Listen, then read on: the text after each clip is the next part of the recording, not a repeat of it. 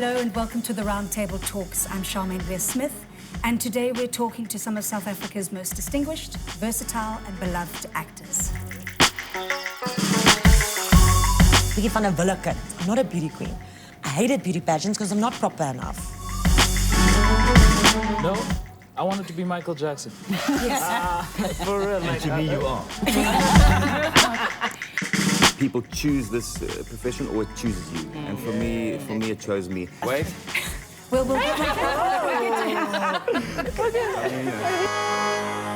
Yes, I was always going to perform, Charmaine. I don't know. I mean, I hate this question so much. I think I didn't know much until I knew that I was going to be an actor. Yeah. Oh, this is so cool. So exciting. welcome everybody to the Roundtable Talks. Thank you. It's good to have you here. And you're talking to us as well. I am. I'm like, wow, what an intro. But we're starting with Leandi. Oh my goodness. Leandi, you took a strange journey to get to acting. You trained as an industrial psychologist. wow. Yes, I did at UJ. Yes. I studied BCom industrial psychology because I've always wanted to be in the arts. Since I was little, my mom filmed me. Like literally, I was bathing, or I was getting dressed, I was just walking from my room to the kitchen, she would film me. So there was constantly a camera in my face. So I was so used to it, it's kind of weird if there's not a camera. I'm like, isn't this what it's supposed to happen? So bless my mother, because she really made me so comfortable, you know, in front of a camera. So I always wanted to do it, but then when it came to deciding what you want to go study or do after high school, my dad said, I really want you to do something, you know, just to fall back on. I'm like, thanks, Father, thank you for that. But I am so grateful that he made my mind go that way, because I'm very interested in people and how our minds work.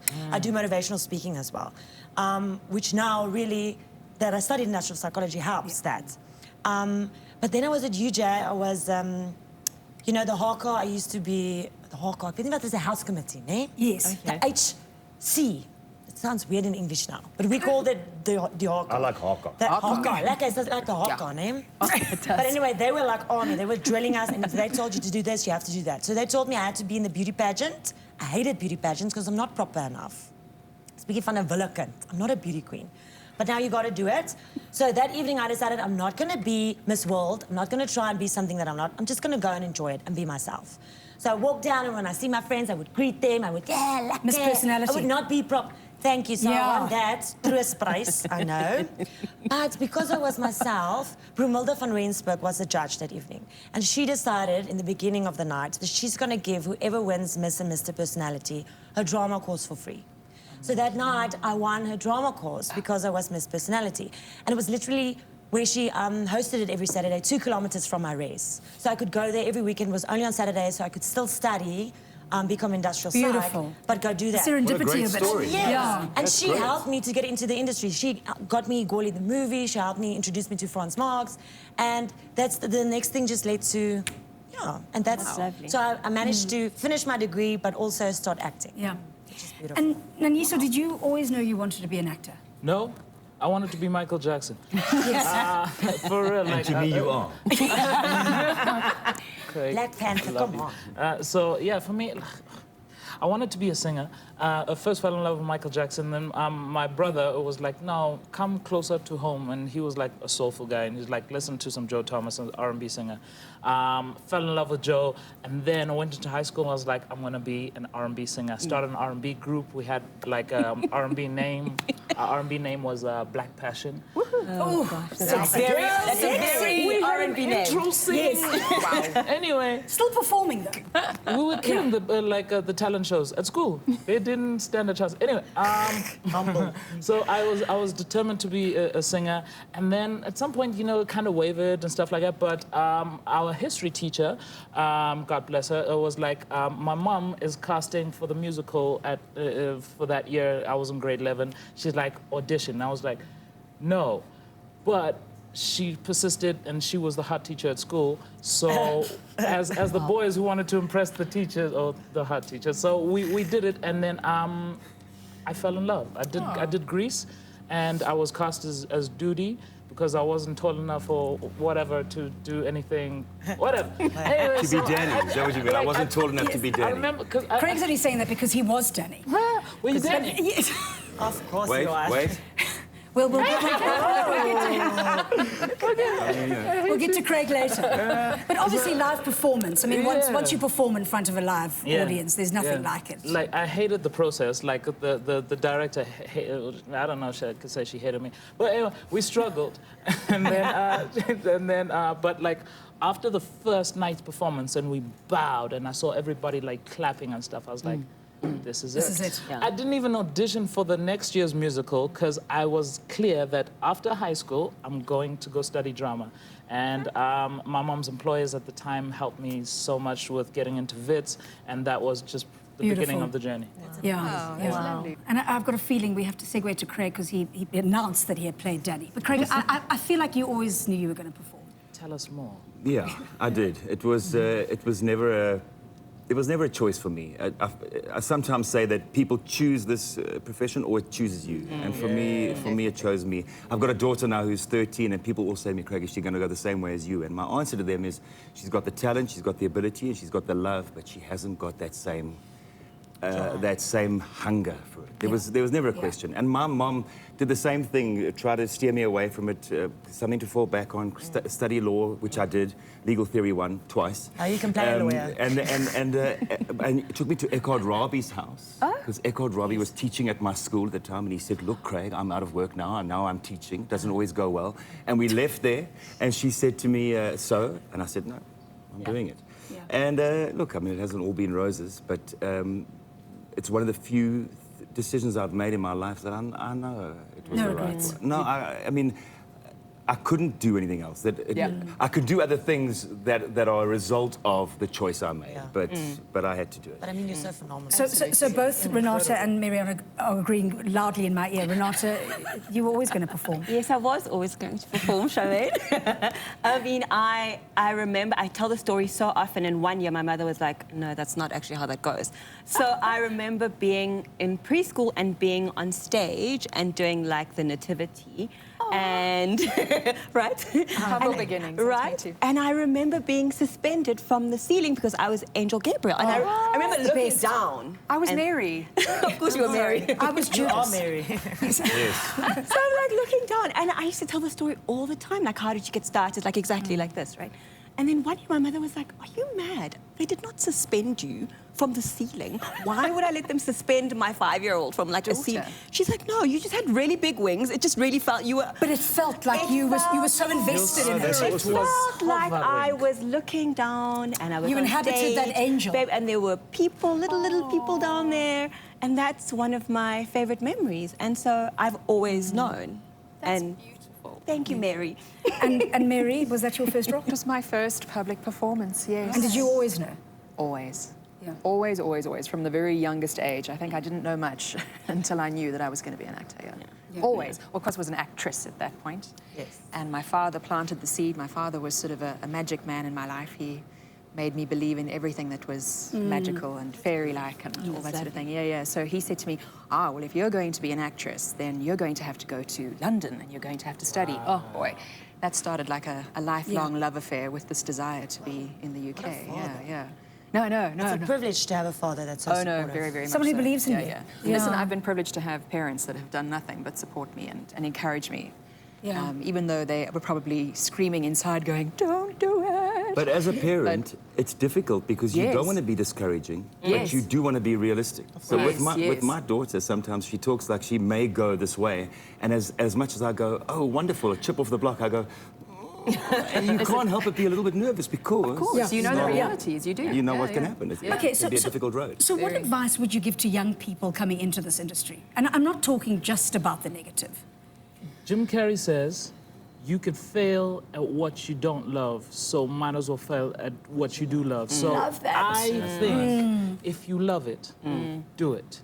If you just can't see yourself doing anything else, That's what I always say. and that's it. Like I know there's the the industry is terrible and stuff like that, and it's all over the world. But man, if it's your heart, do it. God, Spirit, your divine journey will show itself. I've got a great story to add on that. I was studying now, as I told you guys, and got my first role while I was second year. in Getroud met Rugby. It used to be a series before it became a soap. And I was in the pom-pom outfit, and me and my friend sat next to the rugby field. And she said, my maat, weet je wat? And she's 7 years older than me. I think you should ask God what you're also good at. And don't just see yourself as an actress. Make acting your hobby so that you don't become desperate. You don't become dependent on it. She says, that's what I can tell you. Like, get more stuff. Don't just be an actress, because you're not just an actress. You're a human being with talents, with lots of passions and different skills. So ask God to show you what else you can do, to use the platform that acting gives you. Because she saw that I was someone that I didn't just see myself as an actress, because I told you the motivational things that I have and the love I have for people and motivational speaking. So I think that's why God led her to tell me that. And I'm so grateful, because it did bring my mind to go look for other stuff I also enjoy doing. So now I have like 4 different things I do. Like, I have an online business, I do motivational speaking, I'm a writer, and I also present and act. So I try and always have something. Try and so that diversify. if this is quiet, I have this to do. And if this is this, so that I don't become desperate, because my personality, I can easily become anxious, and if I have to wait and I have to say, pick me, pick me, pick me, it will kill my spirit and will kill who I am. Sure, that's interesting. So I had to make a plan for myself. For me, it becomes completely consuming when you are playing that role. So it's so hard to be out of it. Once you've accepted that role, you're consumed by it. I think everybody at this table will agree. If you're playing Buddy Holly, you're not thinking of what you're doing in 2 weeks' time. You're not even thinking what you're doing in 2 minutes' time. It's all about that. Yeah. It is an all-consuming kind of industry, kind of profession, it is, kind of love, kind of passion. It does. Because it's driven by passion. I think. And I want to ask everyone something. I mean, if to answer your question, what advice would you give youngsters? I always say the same thing, and I don't know if this is necessarily right. I say have as many strings to your bow as possible. Yeah. In other words, in this industry, in, say, our country, let's talk about our country. Know how to do voice work, train your voice, know how to sing, train that, know how to read music, don't just play instruments, go for an acting course, go. But is that right? Or how often do I hear from people who say, I have stopped doing everything else, I am focusing on television? So do you become jack of all, master of none, which is what I consider myself to be? I'm an entertainer. I don't think I'm a television actor or a stage performer or a singer or a musician, yet I have done all those things in some capacity.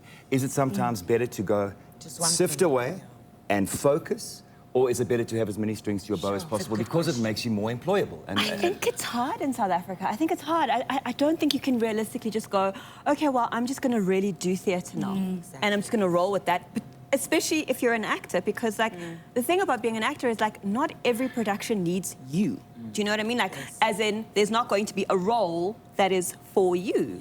So I find it hard to be like, okay, I only do television, or I only do film, or I only do theatre. I don't think our industry is there yet. No. You know, I really don't. And it's so maybe it's specific to, maybe specific to South Africa. Our industry is a little bit different to like industries overseas, you know, where you can sort of... Where you can. I mean, you do here one we have the movie whole... a year and you can retire. Exactly, but here, I mean, there's a whole corporate entertainment world where I've gone 3 or 4 years of my life, and people say, Craig, we haven't seen you, what are you doing? And I'm like, oh no, I've been really busy. I've been doing corporate theatre, I've been doing corporate entertainment. And they're going, well, we haven't seen you on stage. We thought you left the country or something. And yet you've been busy. And I haven't felt that void within myself because I've been creating, I've been doing... But you can lose years. Did I lose those? Should I have been focusing on my TV career, I don't know. It's a difficult one. I mean, I think something else I'd like to explore is what advice do you give to people about longevity in the business? All of you are established. All of you have had a nice chunky body of work, some beautiful stuff, award-winning. How do you? Skins. Thick skin is one, right? Thick skins, yeah. Don't believe your own bull. You know, don't stop believing. No, or maybe you should. I don't know. Don't believe others. Marianne. Leadership. Marianne, when you say thick skin, you mean not to be oversensitive, not to take things personally. Yeah. which Oh is no, great I think I learned that very, very early on. It can be very difficult. I was told in one of my first big jobs, obviously fresh out of drama school, and you know, very much like, oh, this is so cool, I'm so excited. And I was told that if I could only hear or be privy to what our AD was being told from you know. It would destroy the average actor.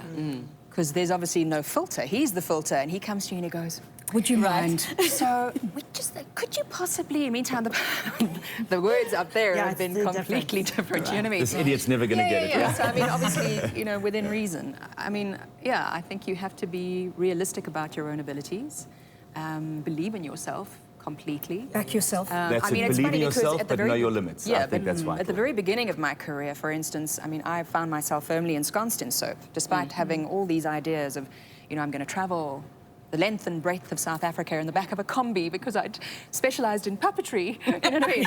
Never done that. Yeah, no, shadow puppetry, the lot. Right. I did a great lemon at one stage. Anyway, Oh, I've done many lemons. I am a lemon. so, I mean, obviously walked straight into a rather sizable role on a local soap and was encouraged by a lot of people in the industry at that stage to say, look, you're in this environment, take advantage. Take it, because you're not always going to be, you know, blessed with full-time employment. So sort of like, okay, now what? Well, go into the edit suite, learn how to edit, learn how to do this. Apprentice, go into every single department, because obviously there's so many incredible people that make a production. And see if there is, you know, basically the idea is diversify, have more skill sets that you can employ. And I honestly, I mean, I didn't mean to sound arrogant at the time, but I was like, no, I'm going to act. Sure. That's it. That's all I want to do.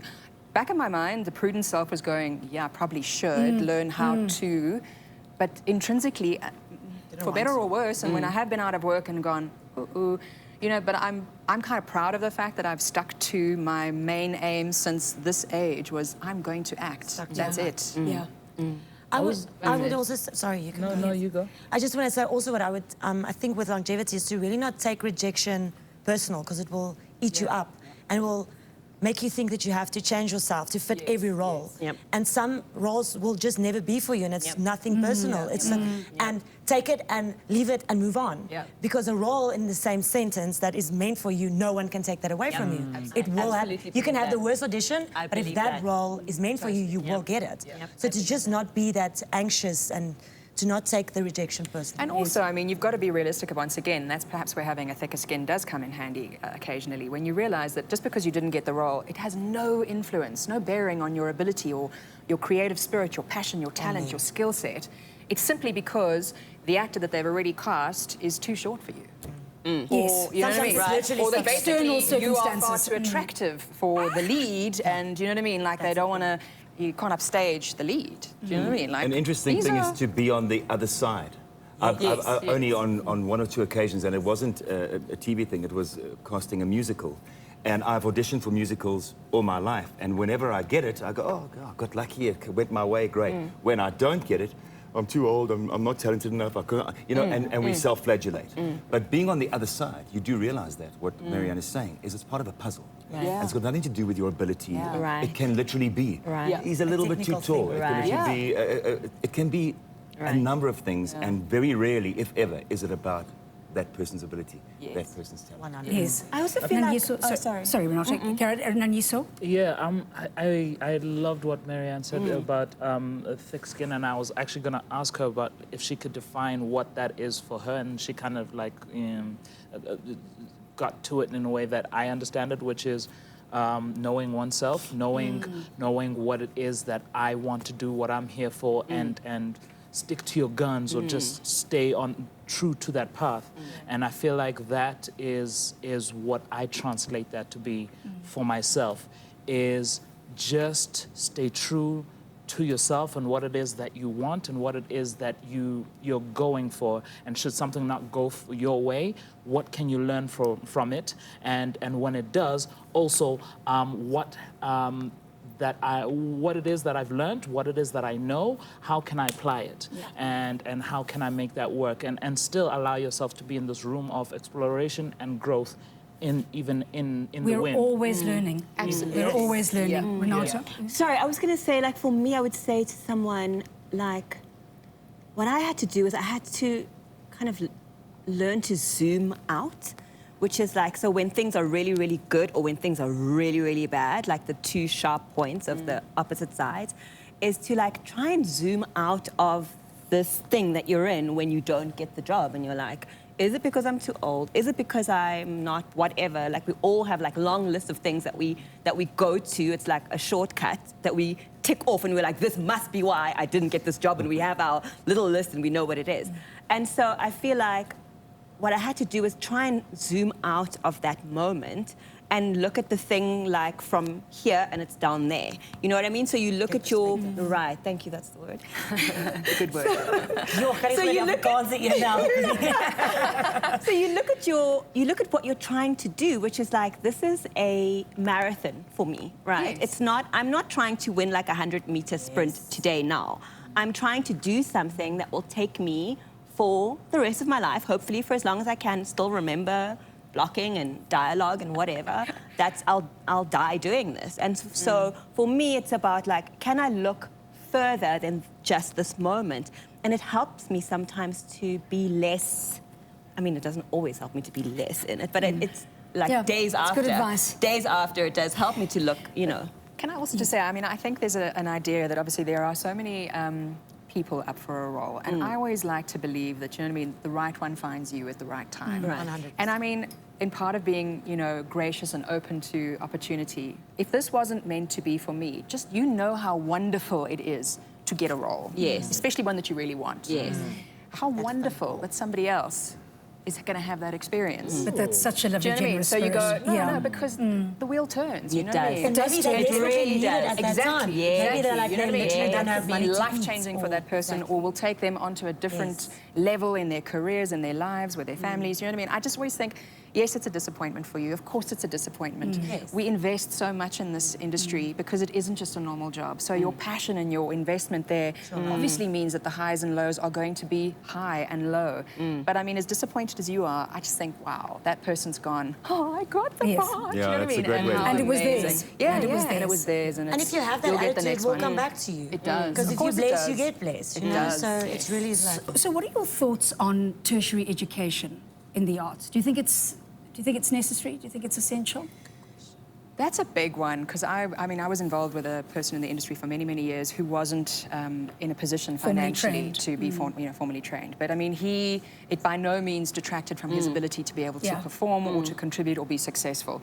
I think it depends very much on the individual and your own set of circumstances. For me personally, I actually wasn't even all that keen on going to the institution that I ended up going to.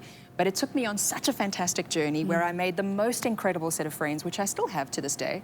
I learned a tremendous amount, and it was a very safe environment in which to make mistakes. So I'm kind of grateful for that experience, just as a human and as an actor, and then was fortunate enough to obviously leave that institution and walk straight into full-time employment. So I mean, I think it is very much a personal journey. It's by no means a necessity, but And it we've does all offer been you a with tremendous people amount. who have got raw talent Yes. and who learn on the job. Yeah. And nothing is going to diminish their light. no. They Raw are talent is gonna extraordinary, and they be- haven't had 4 years of training. No. But they're extraordinary nonetheless, and they learn a different route. Yes. But I agree with you. I think tertiary training gives you the safe space to fail and to grow. That's it. Yeah. I also think it's so different now, you know what I mean? Like with social media, with kids who are creating their own content and putting themselves out there, they're not, because we live in South Africa, and we live in a country where it's not always possible to go and study for 3 or 4 years, you know what I mean? And I always, like when I speak to young kids, I always say to them, it's not necessary. There are many routes that will take you to this thing. The thing that is necessary from you, whether you go like the traditional route or you find your own way, is that you have to have an interest in this thing. You have to want to, you have to want to know about it, curious. You're so good with the word. I don't know. What is going on? Beauty pageant. Listen, what's personality? Personality at the end of the table.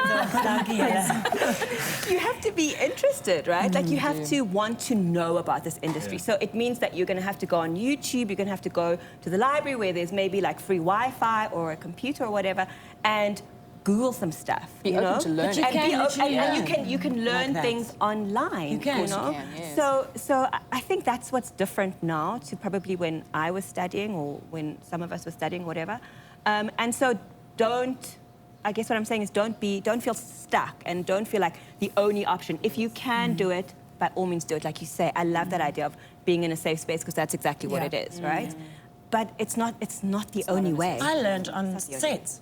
Like, because You do I, learn I the most studied on industrial, Soapie, you do, yeah. And just by being there, exactly like you said, I literally went when I'm off of scenes because I'm easily bored. I would just go and stand behind the camera and see what they're doing. Or just sit in the room and listen to what they're saying to get the technical terms, whatever. And that's how I learned. To watch other actors act in a scene, you know, just sit in the corner and see how they do it, how they get into it. I feel that is so, yeah, it's like But it's also because you were education. curious. You're curious, Yes. right? Yeah, You because I'm wanted to know. interested in it, yes. What Renata said, actually, the curious thing is it brings me to a conversation I had with a friend of mine, I think about a week ago, going, the greatest actors that we're watching right now, Denzel and them, do you think they're still training? Do you still Yes, I think so. practicing? Yes. And for me, it's like, well, the curiosity and the intrigue and the love that I have for this thing still, I still, like, I'm buying acting courses online and buying acting books and amazing. and stuff like that. And I was like, when does the learning ever stop? It doesn't stop. And then It also doesn't. the second thing about it is like about from the core of the question is coming back to what Marianne said is like it comes down to the individual.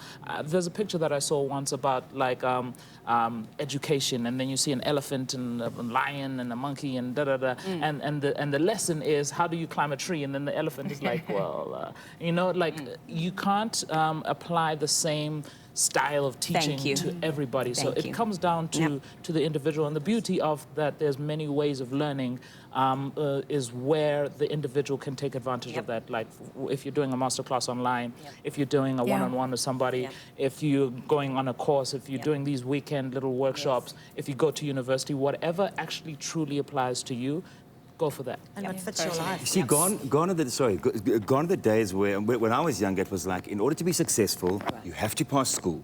Then you have to get an entrance into university, and you have to study after school. That way, you know, you guarantee some degree of success in life. You don't do that, you're just cutting, you know, you're leaving yourself short. But those days are gone. So at the same time, to answer your question, it's a tough one. And again, I'm thinking as a dude and as a dad, because I don't want to discourage my child from studying further or you know, getting some kind of degree or whatever. But if she is showing a passion and a hunger and she wants to go online and she wants to learn, I don't want to discourage that journey, because you could cut her dream there. You know what I mean? And that could be where she finds her groove. So it's a difficult one because it's changed so much. There's no formula anymore.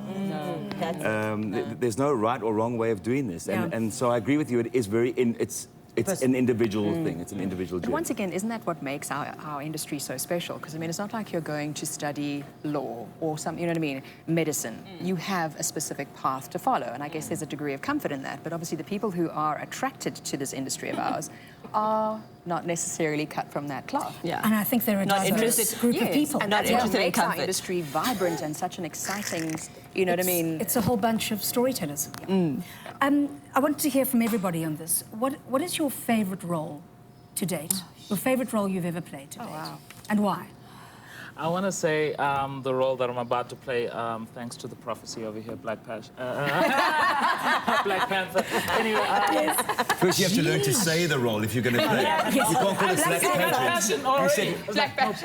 Black Passion's Black Panther. Oh, I thought you said Black Pageant. I thought you were doing the pageant thing and getting Black yourself... Pageant, Black Panther, Black Passion. Yeah, anything Please black. speak to that. That's Please. my favorite. My favorite role is the one that affirmed that this is your calling, this is your thing, and that is actually my first big breakout production that I did with Craig, which was Ashes to Ashes on ETV. Yes. And I played this villainous brother in this family of a funeral parlor thing. And besides the story and whatever, what that taught me was, yeah, this is yours. This is your calling. And every day I showed up to set, I felt this fire. The fire was lit inside you. For every scene, and that was my favorite role, and why.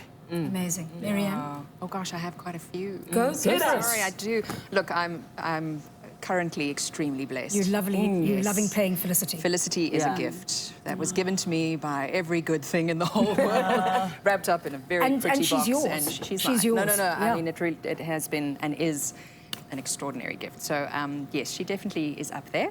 A couple of years ago, though, however, obviously one tends to be a little typecast.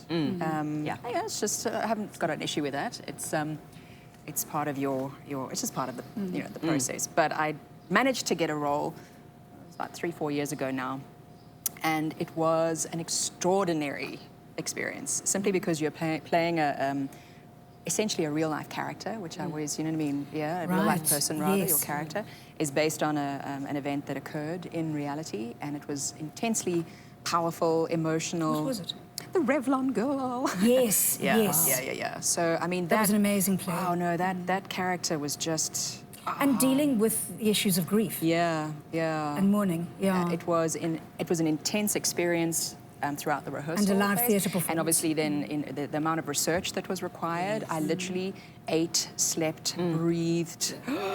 It was just every minute of my day was consumed by foraging and getting footage and photographs, and you know what I mean? This is going back to the 60s. So it was overwhelming. There's that word again, consumed. That's what happens. Oh yeah, no. Renata? So, one, I'm looking at Charmaine because we did it together, is a play that I did with her, written by Paul Slab, Suddenly the Storm. And it is such a... It's like a full meal. Sorry, I don't know how else to describe it. My words have left me. It's like a full meal, this play, you know what I mean? And you really have to get stuck in. Like you have to dig in, and it's like a steak, and you're going to be full for like 3 days after you eat it, you know what I mean? And we spent like such a wonderful time in rehearsal, like unraveling this big knot, like all the little, and putting all the pieces out there, and being like, okay, and then putting it together how we want. And we worked with this obviously amazing director, Bobby Heaney, who gave us that safe space to do that, to explore that. And it's one of my favorite pieces of work. And then another one is, because you say we're so typecast, right? Another character that I played that I loved, because she was just so different to what people normally see me as, is Cherie on the River. Like, she was just wonderful and evil with a beautiful smile on her face. But she was three-dimensional. Yes, she was. She was fully rounded and she was realised. And I loved her for the fact that it's not something that people think of me to do. So yeah, those would be. I mean, there are many, but I love those two. Yeah. Craig? Oh, it's tough, eh? Frank Manero. I can't believe... I can't believe that you used the eating analogy just before I spoke, because I had it all in my head about a big piece of meat. So I'm a little bit upset now. You've taken my thunder away a little bit there. But the vegetarian, I think stage-wise, and I love different roles for different reasons. I mean, it was a dream come true role, the one I played a year ago, which was Frankenfurter in Rocky, because I've always wanted to. But I think the role, and this is what you're talking about, that kind of, almost that feeling you spoke about earlier, where you were lifted out of yourself and above yourself, it was like chewing on a big piece of meat every night, was what I was going to say. Was playing Fred and Patricio in Kiss Me Kate in the UK. Because when I put the costume on and when I got into character, I felt I wasn't Craig. I was out of Craig. And I felt like that as Frankenfurter, because I didn't look like Craig. I looked like a transvestite with wigs and makeup and stuff. But this, I had nothing. I just had a feeling that every night came over me, and I felt colossal. I felt transformed. Mammoth, yes. That's amazing. And I haven't had that often in my career. I've been aware that I'm doing something and I'm playing a character, but there's still Craig there. Yes. I was not me. And we were doing it on tour around the UK. So I mean, it's sometimes hard if you're on tour and you're in and out of different rooms and B&Bs, and it's hard to get into the role. But I did, and I felt it every time I did it. I had this big. It was just massive. Everything. I felt colossal. And one reviewer said, he strides the stage like a colossus, and that word stuck with me. I was like, that's what I felt. And TV, it was also on Ashes to Ashes. I think my best work I've done on TV, and I consider myself very much on a learning curve TV-wise, was Uncle Mickey in Ashes to Ashes. And you were if that was your, I didn't know that was your first. That was my first. You were very strong in that. You were very Light centered. was shining brightly. You were very rooted, very centered, very powerful, showing me that strength of being present and charismatic, but by doing nothing. which I was telling him earlier, I tried to do, and the director, Gert van Niekerk, came and said, Greg, what are you doing? I said, I was watching Ray Donovan, he does nothing, and he's so powerful. He said, no, do what you do, that was terrible. Don't do what Ray does. Yeah, don't do what Liam Schreiber's doing, because you can't do I that. love Gert's very honest. He is very honest. What are you doing? That was not good. I worked with him at Whatever you're doing, don't. Yeah, don't do that. Yeah. That's not working. Love like, it. thank you. And Leandi, for you? So for me, there's two roles. The first one was when I played like a Uma Thurman type of thing. Take us. See? Yeah, it's coming out. I told you. It was called Jagveld, but they did an English version, Hunting Emma, which is on Showmax as well, where I literally had to like kill 8 men to defend myself. And it's all plays off in like 30 minutes in the day, you know, where I had to go and like, it was so cool because I had to do combat training. I had to learn how to work with guns. I was in the field. There was no toilets. I had to take felties on set. Like, you were tough, man. Those are special. Who am I saying? I was like... A feltie is when... Yeah, it's a... Wild bushweed. weed. You use the bush as a When you toilet. got to go, you got to Which is go. the training, you can't just do that. Yeah. Because where we shot, they couldn't get the portable toilets out. yeah, It was yeah. like, I was like, let's just do this. Let's Yeah. just... And it helped me to get into character because when you're out in the field defending your life, you're not going to worry about a toilet. So it really helped me to get into the character and to really stand up for myself and fight with all this male energy. I was the only female on set, you know, part of the cast. So You that was perfectly very cool. cast. You can hold your own. Thank you so much, Marianne. So that was very nice for me. I really enjoyed that physicality, you know, and playing a role that's so physical. I think I had like 12 lines in the whole movie. Everything was just being physical. It's amazing. I was like, I I'm don't so have to gonna watch relax. that Just a whole lot of But I had to roots go and- through my wow. choreography, yeah. Sure. And then the other one was last year. I worked with Johan Cronje, the director. It was the first time, the movie's name is Meisies wat Vliet. And my character's name's Sophia. And she's such a complicated character and actually not very likable. But to play someone that's not this, because I always play the likable one, the blonde, the typecasting. Yeah, And she was not, I think she's complicated. And I think she went through a divorce. And I also went through a divorce 8 months before that. So it felt like the movie was a catharsis, catharsis. a catharsis for me. Because the story was different, but the feelings came up again and to deal with this. But what I loved is the director kept on saying, you're being Leandi now. I need you to stop being Leandi. And he was the first director that got me out of being Leandi, even using a different tone of voice. Because I'm always there and I'm always heightened. He just got me down to being here, but feeling what the character needs to feel, because I went through it in my real life, but not expressing it as Leandi would. Expressing it as Sophia. Yes. And it was the first time that I did a lot of intimate scenes, and just to have that experience. And I also had that feeling like it wasn't me. I've had the story, it feels familiar, but it's not me doing this. Yeah. Did Telling it the also story. give you yeah. the opportunity of catharsis of working through what you were See. actually going through? In the best way Yeah. possible.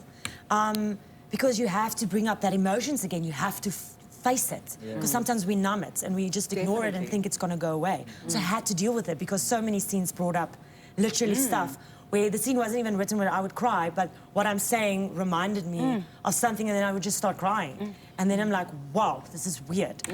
It's literally you're not thinking it, you're feeling it. You're in that character, in that moment. About this job. Somebody said to me, a very good friend of mine, a couple of years ago, I was going through a bit of a tricky patch, and in sort of my own Marianne, sort of, you know, very English, yeah, everything's fine, you know what I mean? And he was, no. See this as a blessing because you are creating, doesn't matter where you put it, it's not about, you know, but you're going to use this, do you know what I mean? And I've kind of looked at personal experiences now from a slightly different perspective, do you know what I mean? What an amazing thing that we can do because you're constantly padding your own arsenal, do you know what I mean? 100%. And It's like a you marinade. bring reality Yes. to your... So never be afraid. That's a good advice to give somebody. Never be afraid of personal experiences. I mean, don't go looking Only for help stuff. you in your acting. But I mean, Only you help know that is your job as an actor, is to tell the story and how best to tell the story, but from a space of honesty and, you know...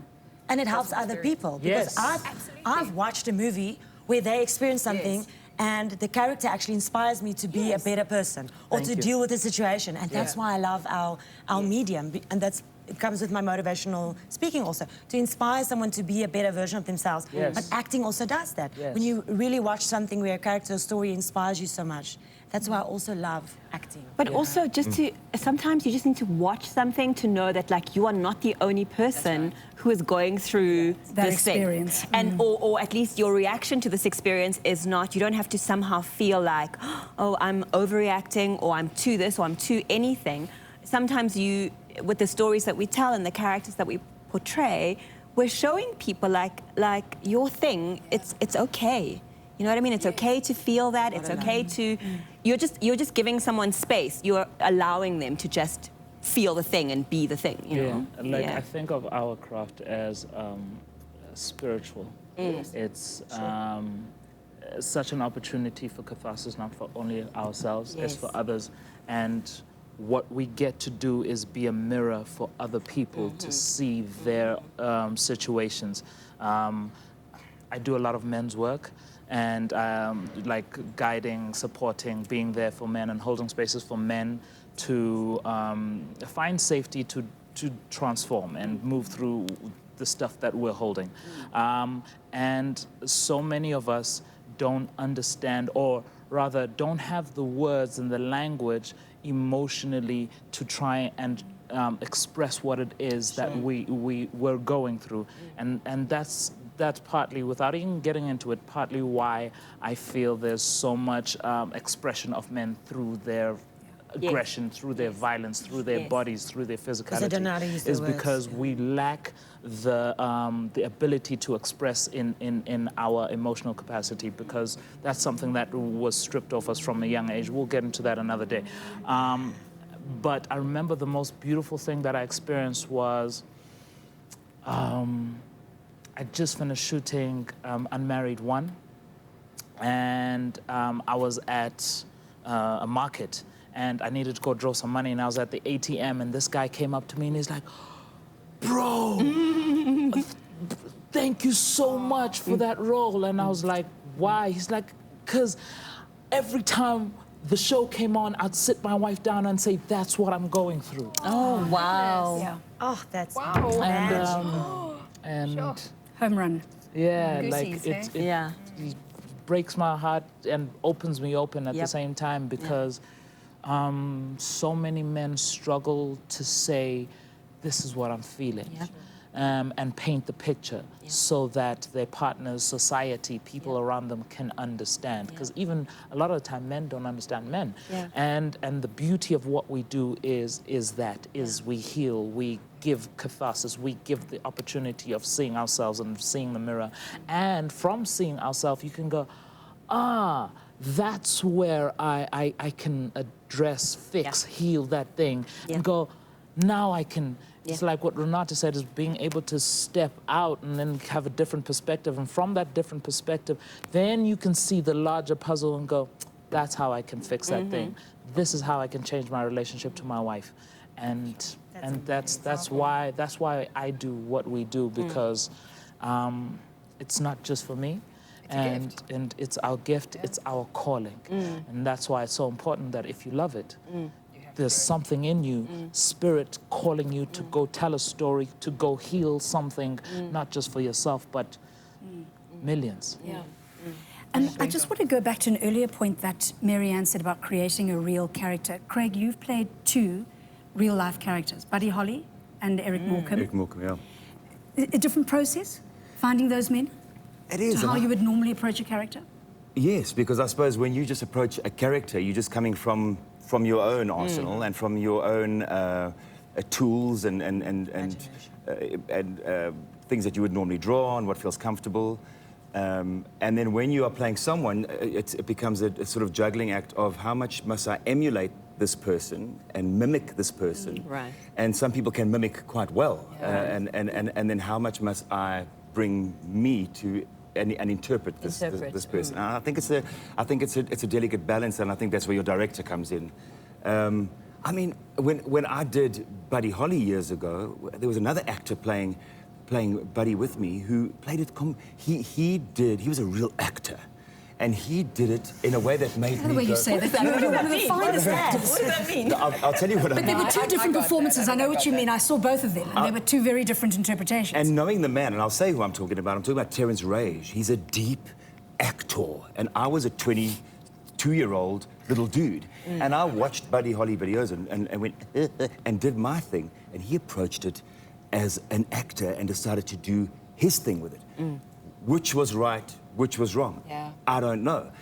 Some people preferred one interpretation, and some liked the other because it wasn't simply a mimicry, you know.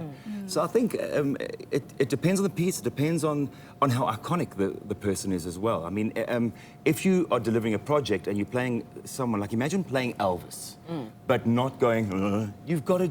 At some point, you've got to do that. Yeah. There has to be Elvisisms in there. Elvisisms. I like that. That's a new word. But then you could also put another spin, you know, on Elvis and put a Nyaniso's Elvis, you know, and they go, ooh, that's quite cool. That brings out something that we didn't, you know.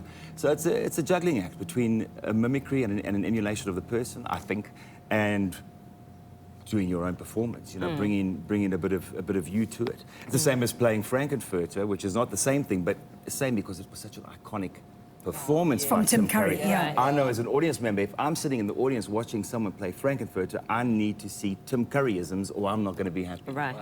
But that's not for everyone. Yeah. So, Renata, what's your process when you? It's such a broad question, isn't it? It's terrifying. But do you have a specific process when somebody hands you a script? I was hoping you were going to ask someone else first. It's you, Renata, you. And then Answer. I could be like, you It's know... because I've like, performed with her and she's so brilliant. So I know she does have a process. There you go. Wow, There you go. wow, Come on. what a launch. Okay. I don't know. I mean, I hate this question so much. So I read the script. Yes. I read Really? it. Yeah, can you imagine? But Renata's a collaborator. So you love I need- collaborating. Thank you. Yeah. Thank you. Yeah. That's so true. I do need to like discuss with people. I need, especially. I mean, I'm like that. I feel like theatre is such a gift for actors, right? Because it gives you the space and the time to kind of hone those tools where you can unpick that knot. Because you can only do so much by yourself. Yeah. You know what I mean? And then you need to come into a room and you need to be around people and you need to hear other things and you need to hear Marianne's interpretation of the character that's playing opposite you, and then that fills in the shade of like who this person is. And then if the writer's there, he's there, or the playwright, whatever. And then the director comes and he falls in. So I think sometimes as actors, it feels as if you're in a silo and it feels as if it's just you and how are you going to, like, you know, attempt to eat this big plate of food. But actually the reality of it is that you have so much, you know. You have a director, you have other cast members, you have a script that is supposed to help you. So for me, all of those things are like crutches or tools or whatever you want to call them that helps to fill in, to color in this like outline that you have. And then you can do like, you know, airy-fairy things. Like, you know, I like to listen to like an album, you know, and I'm like, who is she? And like, what music is she like listening to? And then I drive to work and I play that, you know, whatever. Like, you know, or who is she? You know, like, who is she? Did she have siblings? Did she, like, what is her core issue in life? Like, is she insecure? Or is she, like, what is the mask that she's wearing? All of those things help you. And then you can only do so much, and then you have to leave it, and then you have to leave room for this thing that you do with the other people. I think that's the bigger part of That's the the process bigger for part me of it, anyway. yeah. You can do as much prep as you want to. You must do it, obviously, for yourself. But it's the collaborative effort and the synergy. Yes. And when there's no synergy, then you've got a problem. So you really need a bit of your own, you know, to rely on. But that, for me, is essential. In the Feel same way, successful. on a small scale, and tell me if you agree with this, people say to me, how do you learn lines? Oh, gosh, all the time. That's one of the people most say asked about questions. TV, you know, how do you learn lines? Yes, And so many scenes, and sometimes we've all been in positions where you've got to do a lot of scenes in one day. And I say to them, you know what, I sit and I read them, and I kind of know them. Right. But at the moment, it comes off the page and becomes a ball That's of it. energy and life That's it. between two people. That's it. I learn You it. can't be that And, rigid. Yeah. Because that's how it works, isn't Yes, it? And it that's is. kind of what Yes, you're saying. yes. It's one thing on the page. Yes. Then But it's one it's thing in your head. happens, yeah. Then it becomes Yes. another thing when you're Yes. doing it with someone else. Yes. Then the director comes, it Yes. becomes another thing because now they Yes. change. Yeah. And so Yeah. how do you learn lines? You learn it because it becomes a living, breathing organic. Thank you. thing Yeah. between Yeah. between You don't even have to whoever's think got the about it. dialogue. Right. Yeah. So it's not about, oh, what do I say next? If you're thinking If that, you're chances there, are then something, you're not- then you're not- something's missing. Then right? you're not doing your If you job. listen, you will know what the next line Listening. is because it Oh. makes logical sense if the script's But to written people in a good way. out there, that is When they think about being an actor, they think, It's- oh, no, I that's won't the be able to biggest remember what I'm hurdle. That's the saying. biggest How am I hurdle. going to remember what to Lines are the say? fact that you get to keep your wardrobe. Because that's where our world is so foreign. It's so foreign to And them, then the yeah. fourth element for me is always the audience, right? Which is when you're on stage, it's completely different because the audience, like, they feel like they are participating with you, and they are, right? So you can only, it gets to a point where you are done rehearsing now, and Charmaine's need always them. like, I need an audience now. I need them. You do. No, but you do. You get to that place where you need the You transfer need of the energy. other, yes, exactly. And so there are many things that help you prepare for a role. And I think the final step is like being on that stage, getting the energy back from the audience. And the fun thing about theatre is that it's live. So tomorrow night, you can just try Different something animal. else. That's all. You can go, okay, you know what? That thing that I was doing, it didn't work for me, but it worked for the audience, okay? Or that thing worked for them, it didn't work. But you are constantly kind of fine-tuning and like polishing and like, you know, like, I don't know. So this is a question for the whole table. Is there anything that you wouldn't do on stage, or a character you wouldn't portray? I mean, we like to think of ourselves as clean slates and we'll take anything on. Marianne? Sure, no, I don't think so. I think that's probably one of the gifts of being a South African actor, is the fact that you really never get the choice. People have said to me, oh, but surely, you know, how do you accept a role? Oh, because it was offered. Really? I think I turned down one role, Yeah. and it was a cool role, but it was in Afrikaans. And you didn't feel confident enough to do it justice. Yeah, I would have loved the No, part, there but is something not to be me. said for that, because many people have I think it was Judi Dench who said it most succinctly, was if you judge your character, you can't play them. Oh, Yeah. definitely. You can't play somebody if you judge Yeah, them. no, you can't. And Yusuf, for you? But that's not your job, is it? as Not the your actor? job. No, it's not. Although Judge. some actors do judge. No, they do. So, yeah, sorry. Sometimes it's difficult to get out of judging a certain character, especially if it's not written in a way that really gets to the core or the truth of what their life is or is about, and you kind of feel like they're trying to fill a gap with that role. Right. It's like, yeah, we're looking for a sexy guy. Yeah, let's just do that. Yeah. So how's about, like, no, topless the whole. But what? yes. For who? Just do it. dear. Oh, my bad. Don't fight it, man. Don't fight it. Just take your shirt off right now. Just take it. There's some things you would say no to if it's not being handled correctly or dealt with properly. Yeah. That's a good point. I went through a phase in my career where in the early days I'd be like, anything, just, you know. And then the older that I got and the more that I started to listen to Denzel, I realized, I love Denzel. Yeah. And I realized also we have a responsibility as actors, as humans, on what we portray. Thank you. When you're portraying something, just know that certain people are going to be watching and certain people are going to take on those mirrors either and go, yeah, this is what I should do. Yes. Or they're going to go, oh, this is how the world is, and expect or accept that that mirror portrayal. And so I try and tell stories that I wish for people to start embodying, believing, and following the representation of. So there's a responsibility to what you choose and how you and what you choose to portray. Yeah. Renata? I just sound like I'm easy, don't No, I? you don't. I agree with Whatever you. is No, on I it. agree with both of you. Because for me, I feel like we're in an industry where it's hard to go, well, okay, I've got these 5 scripts right now. No, that's never happened. That's never happened to me in my life. And people are like, how do you choose? I'm like, choose what? Babe, there's nothing to choose from, and then something comes, and then you just take it if they want you, right? But I still feel even within those limitations, like what I want to do more, and what I've started to do more is like, you're right, I do need situations to be more collaborative, right? So I do need that, I need a thing where I can speak to the director or to whoever it is and say, okay, this is like what you want, and this is going to be my interpretation of that. So where can we meet each other, right? Very, very good. No, but I mean, I'm just saying that for me, other actors are like, yeah, no, I'm going to be topless and I'm going to be full frontal. And I'm like, so, I mean, how can we do that in a way that might suggest that, but you don't have to see my areola, right? Like, you don't have to see that. Like, that's my own thing. And so what I realize more and more with the work that I get is that it's about many things. It's about the character. It's about the money, which we still have to talk about. Of course. Yeah. It's about how the script, And then it's about like, is there space for me to bring something to this conversation? And will that be like a generous welcome space? Or is it like, oh God, here we go. You know, now she's gonna, and that's not my intention. My intention is that when I work, I want to bring something, right? And so like, those are all the elements that I need for a job to make sense. And to feel comfortable. Yes. But it's not going to influence the type of role that you would accept. No, Isn't that what you're no, asking? no, I mean, it's is not. it the kind of- No, I or is it think it's an open enough discussion to discuss what you feel comfortable doing, and is there anything you don't want to do in a role or for a role?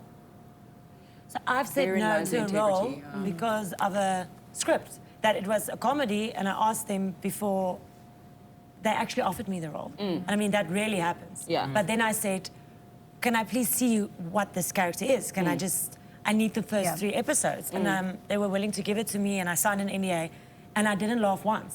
And if something's not funny I'm like, I don't want to be a You would have part of hated this. playing that. Oh, no, And that's I'm so like, cute. so sure, sometimes you need the money, but I'm like, what if I choose this now because I need the money, but it's going to be so bad for my career that it's going to, in the long run, it's going to take all the other possible jobs away from me. Thank you. So now I'm saying yes to it for now, for a quick buck. Thank you.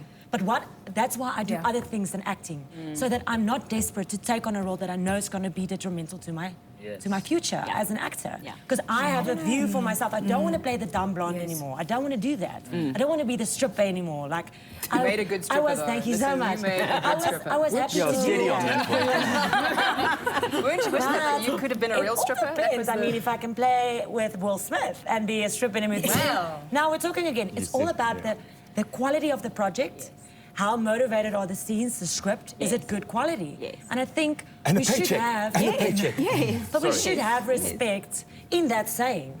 I've also said yes to a role that wasn't a lot of paying. Oh, But Yes, of I wanted course. to play the character. Yes, of course. Because I knew that it was That going to be works good both for ways. me. So it goes both ways for me. For Yeah, me, it does. I've learned to trust my gut. Yep. And when I just must. trust it and know that is this going to be something that's going to help my career go forward. Yep. You know?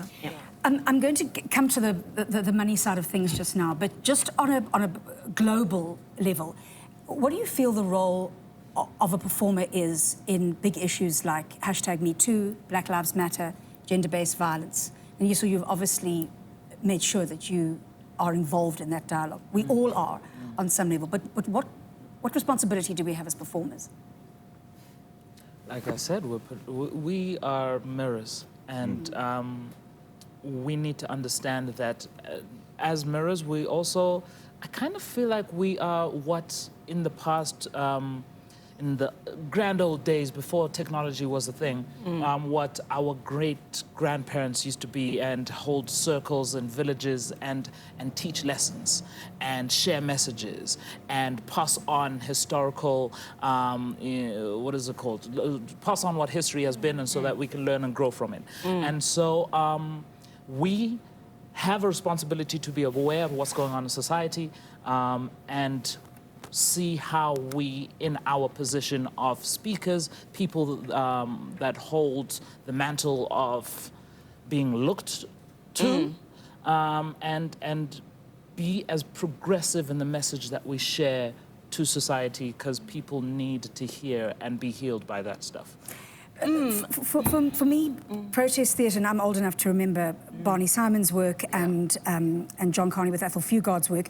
For me, protest theatre hasn't died, it's just taken on another issue. Yeah. Because theatre has always had a powerful voice in Very terms much of changing the dialogue in a country, Theatre in a must always society. be entertaining or making you feel uncomfortable. It needs to be making Spark people... discussion. Because And asking that- questions of you. And Yeah. yes, exactly. What is what you're Making seeing on you think. stage acceptable?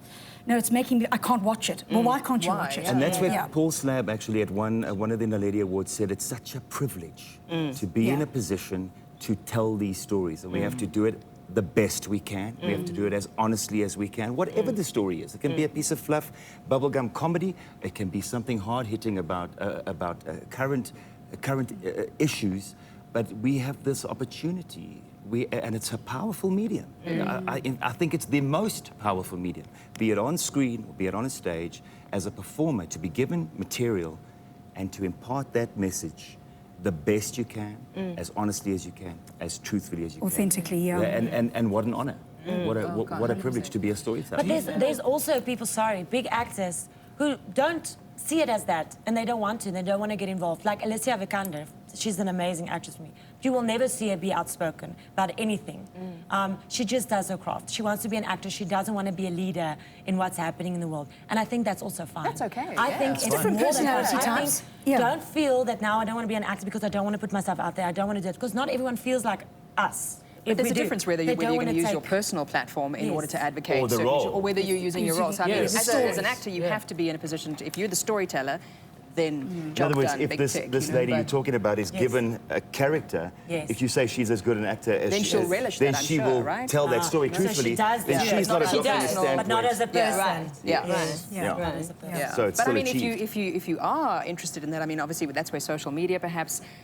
Probably the only ways I can see it having a benefit is the fact that if you do have a following, if you do have a voice that people are prepared to listen to, then you can use that voice for something that you feel passionately about, for the greater good. I and also, that is valuable. sorry, Marianne. I also think, I mean, a part of that is like your interpretation of something, right? So if you get a script, and this is this thing I'm talking about collaboration, right?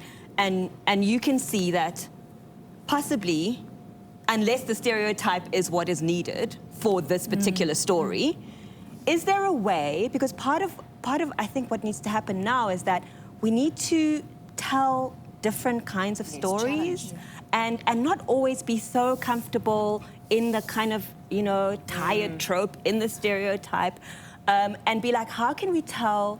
How can you look at me and go, oh, this is a story, this is an angle that I've never thought of, or how can you look at her or look at him and be like, we are not just telling the same old story over and over again, because there are many people having very diverse experiences in our country, and we're quite comfortable just choosing the 3 main highways to tell that story and leaving the kind of like side, this what seems like side roads, but it's not actually. It's like a whole highway with people who have their own things going on in their own stories, who now's the time for them to have like a place in the sun, and for us to also be aware that like it's time to move away from like dead, like well-trodden, worn-out, stereotypes and stories and interpretations of things, And so I think that's how we can contribute as actors, unless I'm saying the script says this is definitely the main idea, this is the point of it. But to have those conversations with directors, to have those conversations with writers and say, I mean, is it okay if I tackle this from this angle? Is this the best way to tell the story? Yeah. Like, how do you feel about me doing this, right? And that's what I'm talking about when I say I need more in a job. I need to be able to have those conversations and be in a space where someone goes, not yes, we're definitely doing it, but at least listen to me. Yeah, it's valuable. So have you ever been at work on set or at the theatre where you felt that what is happening is not okay? Where you're being asked to do something that is, it's not okay for you, and it wasn't agreed upon, and it's way beyond what is expected in your contract. I haven't been in that position. I haven't either, but it's interesting to say, Marianne, you said quite vehemently It's not yes. terrible, no, not terrible, but I mean, I've definitely had experiences where I go, This is weird, not right. this is odd. Yeah. This is not normal. People asking something of you that you're not comfortable with? or just being put in a very awkward position and not knowing how to handle it, because obviously, I mean, definitely, I think I'd handle it a lot better now than I would have in my 20s or my 30s. For sure. Thank goodness for experience, hey?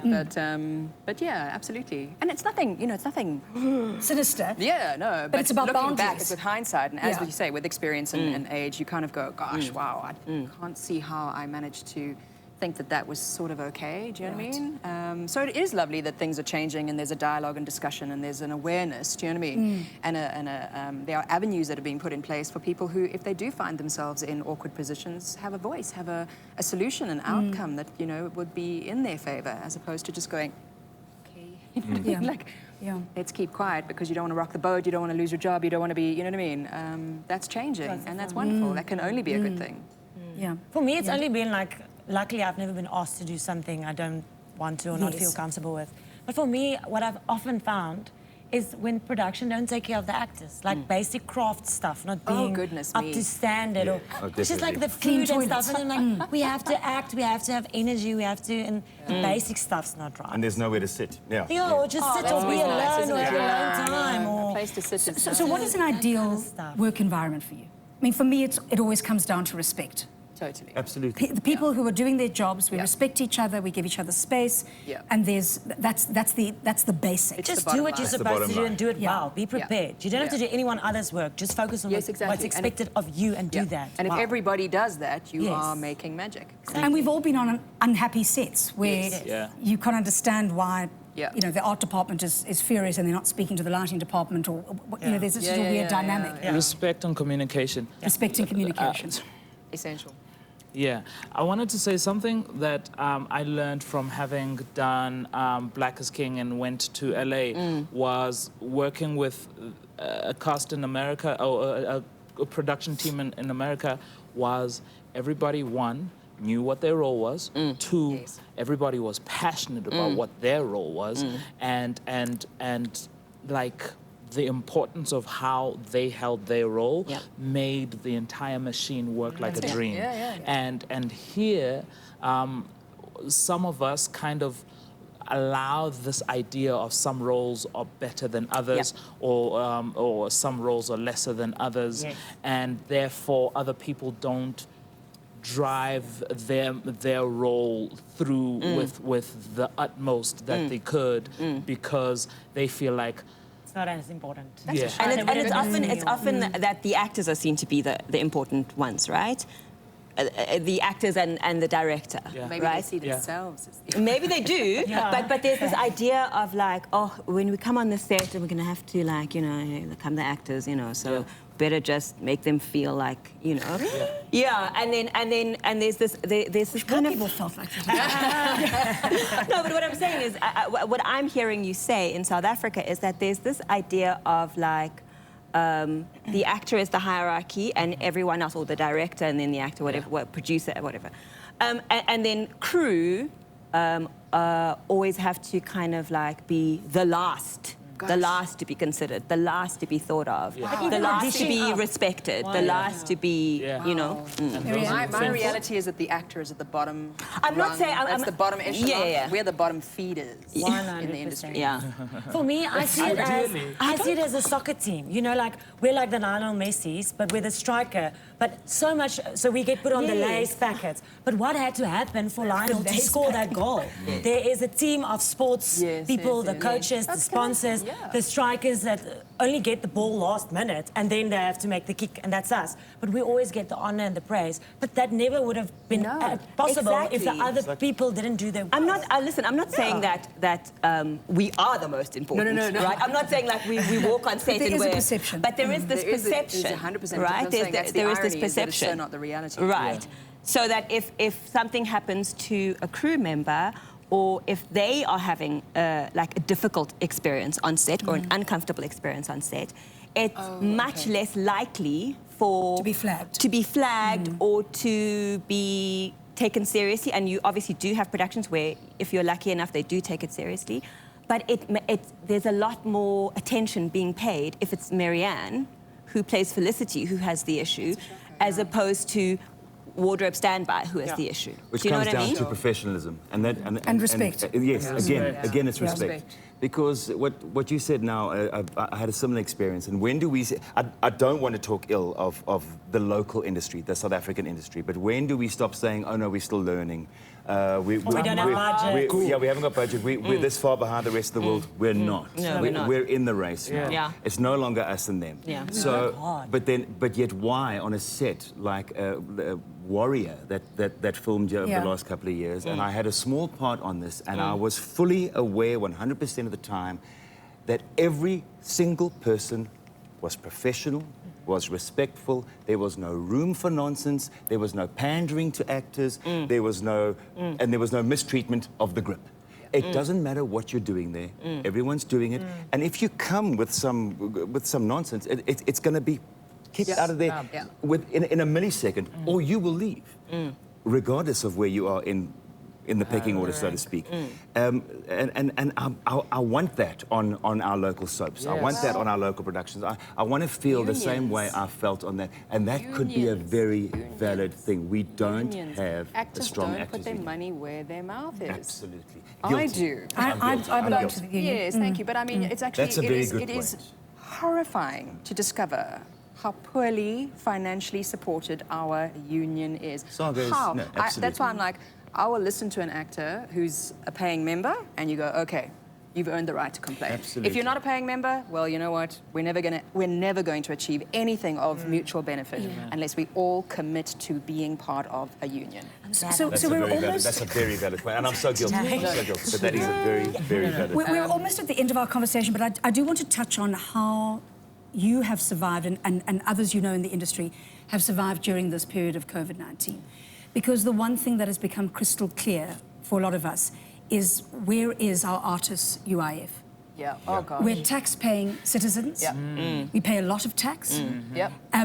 Where, if you can prove that you have worked in the last year and you've had a contract or you've just worked, maybe there isn't a contract, maybe you've done a corporate job, why are you not getting benefits on some sort of level?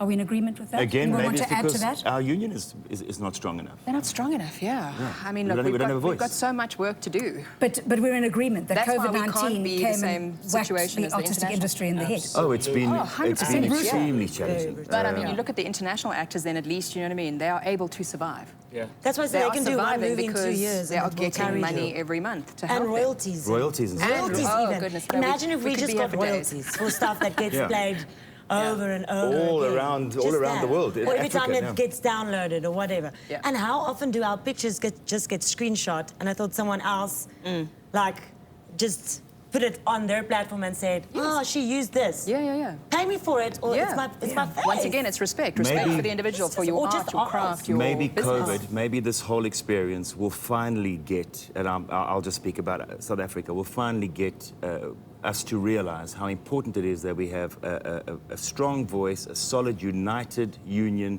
like the musicians have in this country. Yeah. They've been protected for years and it served them so well. Maybe this is going to finally get us all to get off our butts, basically, and actually do something so about it it. comes Because we down to love the to moan. individual. We love to moan and make noise, but Yeah. but we're not doing it in a constructive way. And I was speaking to Jack Debnaran the other Jack, day, yeah, who is so in there for us, and Yeah. he literally looked He's at a me. warrior. We were at a casting for an ad, and he looked at me with an appealing Yes. face. Craig, please, Help we me could help do you." with people like you. Really, help me help you. Yeah. We could do with people like you really getting involved here. And I'm like, yeah. And I got in my car and I drove away, you know. And I think, you know. Craig, and- now you've committed yourself. You've been filmed. You're on the camera. Cut, edit. Yes. No, but I mean, it's maybe this is what it takes because it has brought people to their knees. It has brought our industry to its knees. It has been, I think, the most challenging time for a lot of. And yet, as people have posted on all sorts of social media platform, how do people survive the lockdown? They watched beautiful television series. That's right. And Yeah, but they they've done They read this. books. copious amounts of music and Entertainment. and entertainment. Okay, we're due to wrap up. I've got a couple, two more questions. Going around the table, Nisa, starting with you. Your greatest inspiration and why? Oh, Lord. Goodness. You've mentioned That's hard. Denzel a couple of times. Yeah. I have, but at my core, what drives me is spirit. And I pray before every role. I wanted to answer that, or how do I prepare and stuff like that. But, geez, for me, it's spirit itself, and I can call that God. But that's what keeps me going every day, every morning. I wake up, I'm like, okay, cool, spirit, what is it that I'm being directed to today? What is it I'm supposed to serve in? And what do you want me to learn? And that's pretty much my greatest inspiration, and it feeds me back into what it is that we're doing. Marianne? How am I supposed to respond after that? Beautiful. No, that's beautiful. I'm having anxiety at the moment. Nothing. got You time. spoke about your parents. Oh no, look, my parents, I mean, you know, for people to have belief in you is pretty much all you need, right? You know what I mean? Where does belief in yourself come from? Comes from having people who have literally gone, you can do anything. I had two parents, and they're still alive, and they still do it. At my Wonderful. tender age, I mean, it's ridiculous. They are my biggest fans. It's very, very lovely. I couldn't have done this without them. Absolutely not. No, you make a good point. Certainly, industry-wise, I would say I am inspired by every single hard-working professional who values what we do, who approaches what they do with such love and respect and professionalism. I'm a big advocate for professionalism. It's never been a case of wanting to be famous, which is what I can't bear. That must be one of the other most asked questions of how do you learn your From lines. the most famous How do I person get at the into the industry? table. How do I get into the industry? Do you know what I mean? It's easy when you're on top, eh? Craig Barney. But so I look at people who have all of that and I go, yes, I want to be like that. I want to constantly know that I've done my best, that I approach this with professionalism. Yeah. I'm so proud of this industry. I'm so proud of people in it, do you know what I mean? And it's for completely different reasons, and it is about having integrity. So integrity and pride in my profession. Love that. Yeah. Love it. Renata. Yeah. Renata, you can say me. You can say me. It's fine. I mean, I do get inspired by the work that I do, right? And the doing of the thing. So, like, the thing that fuels me and that drives me and that makes me, like, have goosebumps and want to wake up and just wake up with my eyes, like, wide open and just sit up in my bed is this idea of, like, being in a rehearsal room and, like, whatever the thing is that's going to happen on that day, that's what gets me to get out of bed and go there and want to be like, what are we doing today and what's gonna come of that, you know? So I guess for me that's what it is, like the doing of the thing, the work that people don't see is the part that I love. That's when I'm sucking the marrow out of the bone. You know what I mean? Like that's a lot of food analogies. I do. Hey. Wow. Yes. So hungry. It's not a specific performer or a specific. For me, it is watching people do what we do. It's a difficult thing to do. We don't have a lot of tools. We lay ourselves out there. We lay ourselves bare. We are our medium. This is it. And it's watching people go out there, fail, or go out there and achieve tremendous notoriety, fame, success, yet still keep coming back to not believe in their own bullshit. And keep coming back to the work and never thinking that you are bigger than the project. Never. Decency, humanity, respect, professionalism. These things are, I'm inspired by people every day, and I'm also horrified by people who I see go the other way. Totally, yes. And I just want to say to them, remember where you are, remember who you are, because you're losing this, and possibly being guilty of it myself in my many years of trying to succeed and sometimes fail in a very difficult, very passionate, very vulnerable industry. And for people that can just keep it together and keep trying, love and Well respect. said. Leandy? What inspires me is gratitude. Yep. I have this obsession with gratitude since 2012. I read the book Magic, The Magic by Rhonda Byrne. And I realized how we often become victims because we choose to be victims at how we look at our lives or situation. But there's always two ways you can look at something. You can choose what can I be grateful for, or you can choose what can I complain about. You will always find something. And the more you're gonna focus on the good stuff that is there, even if it's only one thing for now, that's what you're gonna attract. So for me, what inspires me is to just every day see, what opportunity do I have today? And I'm grateful for the opportunity. Even if it's just to be healthy, to wake up and to go online and watch a masterclass, if I don't know, but I'm grateful for that. Or I'm grateful for what I have done, or I'm grateful that I have another job, or whatever it is, I'm grateful for the people in my life that I can see today, or that's been there for me going through bad stuff in my life, you know? And that always pulls me out of a puddle of mud and self-pity. It always elevates me to stand back and not get immersed into my own little feeling sorry for myself. But just to say that this is what I can be grateful for today, and I'm gonna go just on that, and it's enough for now. Beautiful. You know, and Cool. that inspires me. Our last question. Finish the sentence. I love acting because... It's beautiful. I love acting because... It's all I want.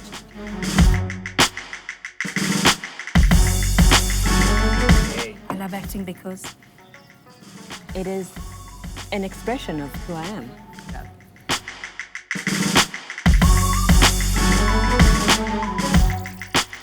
It ignites my soul.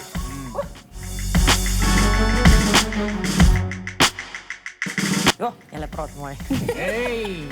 I love acting because it allows me to, what is ervaar? Experience situations without the real life consequences. Yes. Yeah, that's so true. That's It has been an absolute pleasure. Thank you so much for your generosity and your time, and what an awesome group of people. Thank you very much. Thank you.